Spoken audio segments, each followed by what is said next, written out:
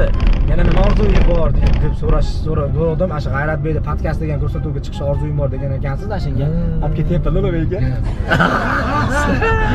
Jetta o'ga. İşimiz ham o'ngidan kelaversin.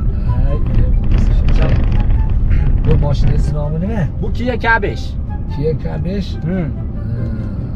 Qimmatdir bu. Bu mashinami? Ha. 35 mingga olganman. 35 ming dollar. Bu anaqasimi?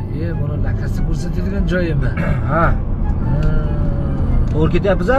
Ha, 35 ming dollarga olganmiz endi buni. Ha, siz ham yaqinda olasiz yo sovg'alar bo'ladi yo nimadirlar bo'ladi. Hozir menimi? Olasiz. Men mashina minishni bilasizmi o'zi? Yo'q.